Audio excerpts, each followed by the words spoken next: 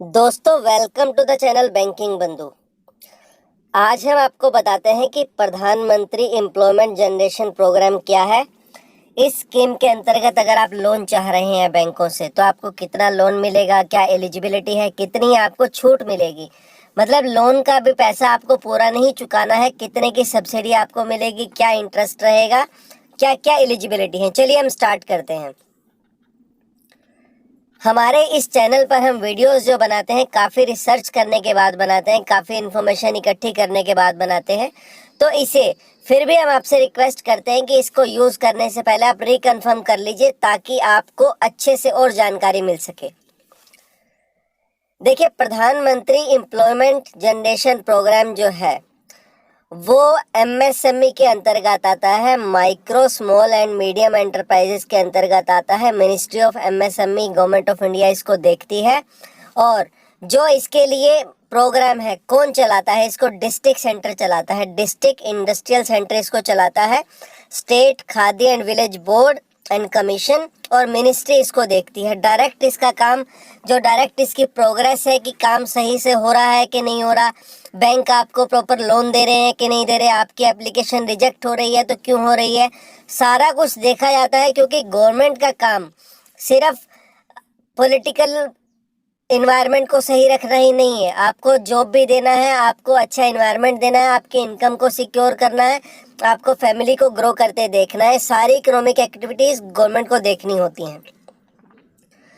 PMEGP का objective क्या है?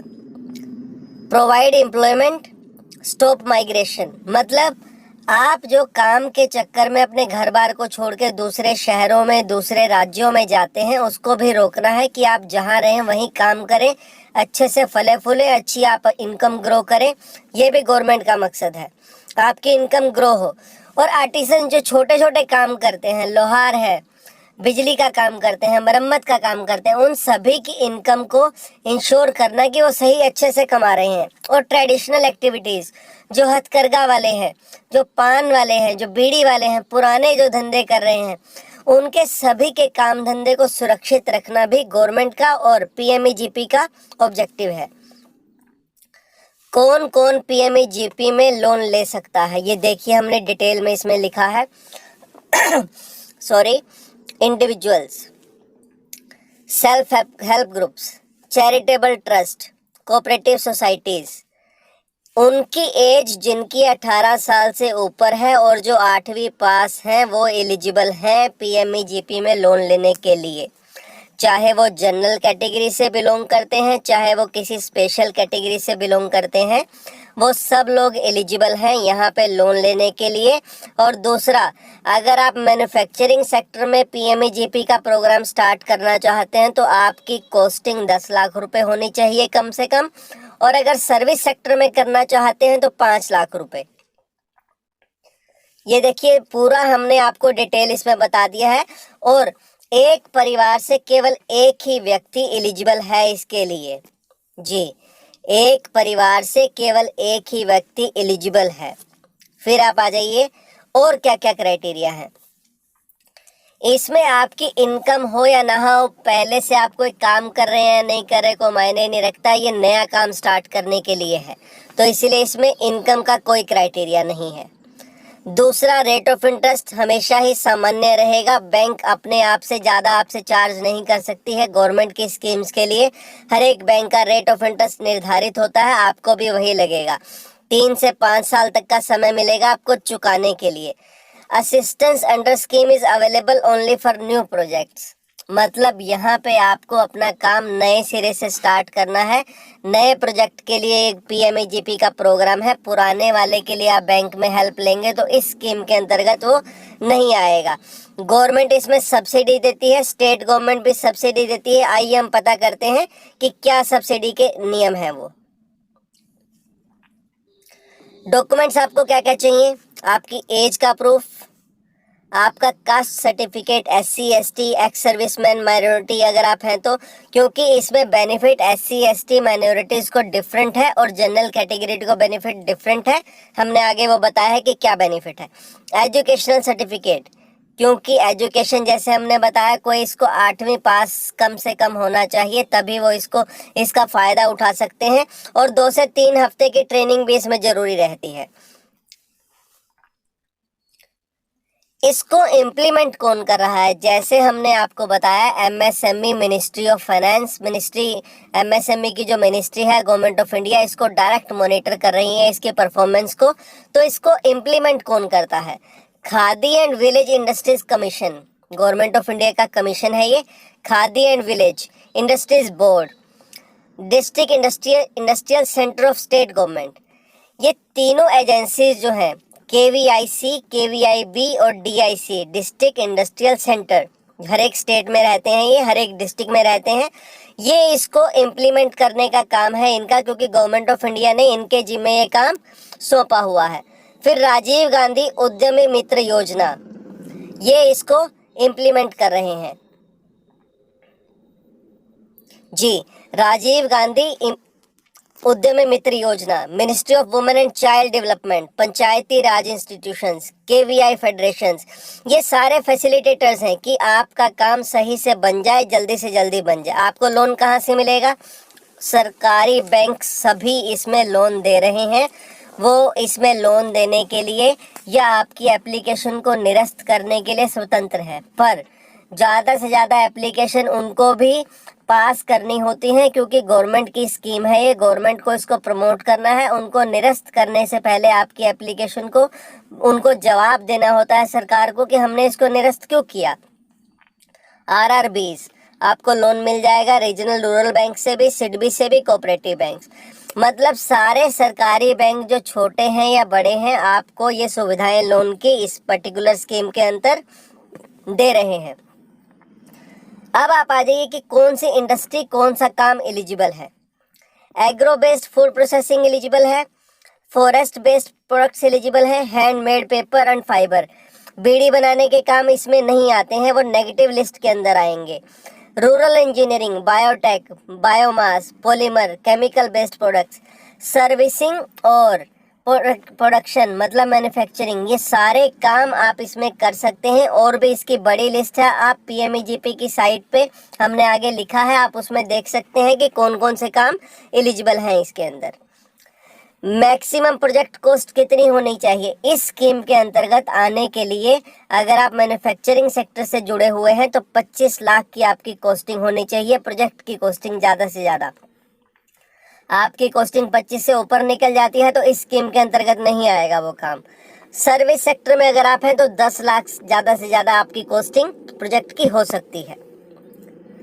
सब्सिडी कितनी मिलेगी और आपको कितना पैसा लगाना होगा, ये देखने वाली बात है यहाँ पे। मार्जिन का मतलब है आपको कितना शेयर लगाना होगा। देखिए, अगर आप जनरल कैटेगरी से बिलोंग करते हैं तो आपको हम बताते हैं आगे कि क्या सब्सिडी। आप देखिए, जनरल कैटेगरी में अर्बन सेक्टर में अगर आप जा रहे हैं तो 15% आपको मिल रहा है, और रूरल में जा रहे हैं तो 25%।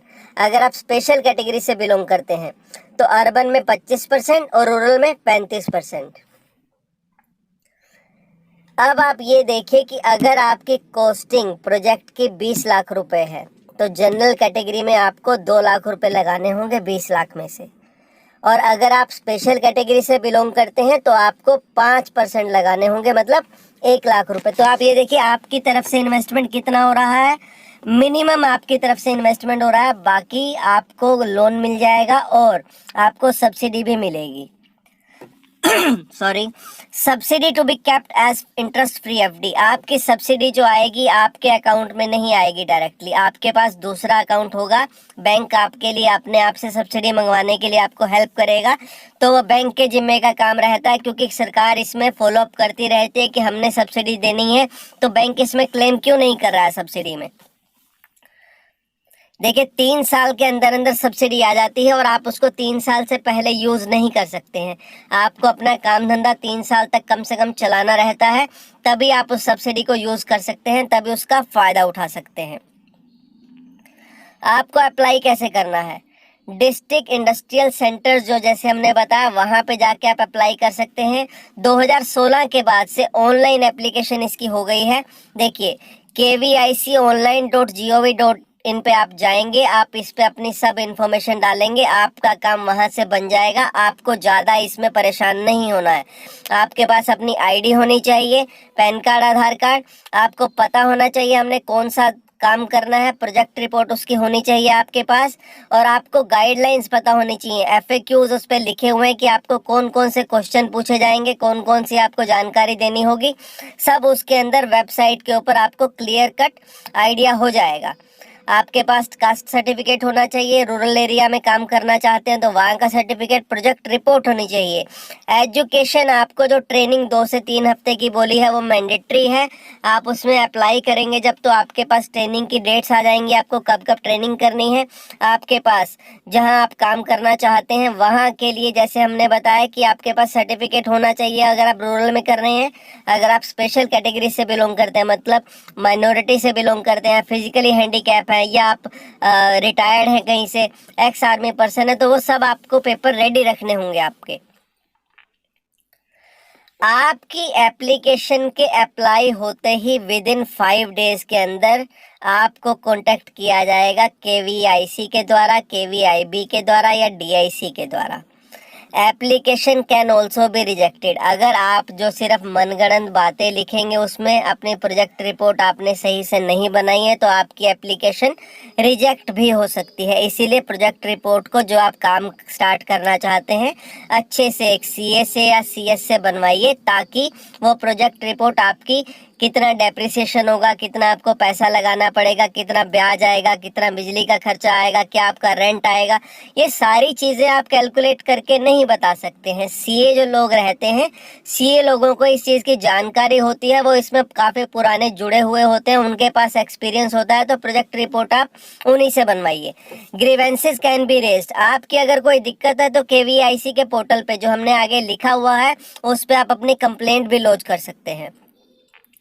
डिस्ट्रिक्ट टास्क फोर्स, डीएम साहब की निगरानी में यह टास्क फोर्स बनाई जाती है, जो इन कामों को, इन पीएमईजीपी के प्रोग्रेस को देखती है कि काम सही से चल रहा है कि नहीं चल रहा है, एप्लीकेशन जानबूझ के तो रिजेक्ट नहीं हो रही है, उनके एरिया में एम्प्लॉयमेंट जनरेशन का प्रोग्राम हो रहा है कि नहीं हो रहा है, सब देखा जाता है। एप्लीकेशन सिलेक्शन, आपका पर्सनल इंटरव्यू होता है, आपने एप्लीकेशन डाली, आपको बुला के आपसे पूछा जाता है, आपका इंटरव्यू लिया जाता है कि आप वाकई काम करना चाहते हैं कि केवल सब्सिडी के लिए आप ऐसा कर रहे हैं। ऑपरेशनल प्रोसीजर, बैंक में आपको बुलाया जाएगा, आपकी एप्लीकेशन डायरेक्ट बैंक में पहुंच जाएगी, बैंक में आपको बुलाया जाएगा, आपसे जो आपका पोर्शन है जो 5 से 10% जो हमने बताया वो आपसे जमा कराया जाएगा, और आपके लिए आपके जो लोन की जो किस्त है जहां से आप सामान खरीदना चाहते हैं वहां पे उनसे सामान खरीदने के लिए दे दी जाएगी, या आपको वर्किंग कैपिटल के लिए पैसा अकाउंट खोल के आपके अकाउंट में डाल दिया जाएगा। 2 से 3 हफ्ते की जो ट्रेनिंग हमने बताई थी, आप जब अप्लाई करेंगे उसके बाद आपके पास ये नंबर आ जाएगा कि आपको कहाँ पे आपका आईडी कार्ड बन जाएगा, आपको कहाँ पे ट्रेनिंग करनी है 2 से 3 हफ्ते की, वो आपको जानकारी दे दी जाएगी। सब्सिडी रिलीज हो जाती है फर्स्ट इंस्टॉलमेंट के बाद से, आप बैंक अप्लाई कर देता है सब्सिडी के लिए, और आपके अकाउंट में 3 साल से पहले सब्सिडी आ जाती है, पर आप उसको 3 साल से पहले यूज नहीं कर सकते हैं। फिजिकल वेरिफिकेशन होता है, आपने अपना काम स्टार्ट किया कि नहीं किया। आप ऐसा नहीं कह सकते कि आपने काम स्टार्ट कर लिया और कोई देखने नहीं आएगा, नहीं, आपने काम स्टार्ट किया है, उसको देखने के बाद ही सब्सिडी रिलीज की जाती है। आपका पूरा वेरिफिकेशन होता है, आपने जो काम स्टार्ट बोला था वही काम स्टार्ट किया है आपने, कोई उसमें कोई हेर फेर नहीं है, कोई भी अदल बदल नहीं है। उम्मीद करते हैं दोस्तों ये जानकारी आपको अच्छी लगी, तो इसे आप अपने दोस्तों के साथ जरूर शेयर करिए, क्योंकि जो इसमें सब्सिडी का अमाउंट है वो 7 से 8 लाख रुपए का है, वो आपको तुरंत मिल सकता है अगर आप सही से कागजी कार्रवाई करते हैं, अपनी प्रोजेक्ट रिपोर्ट अच्छे से बनवाते हैं।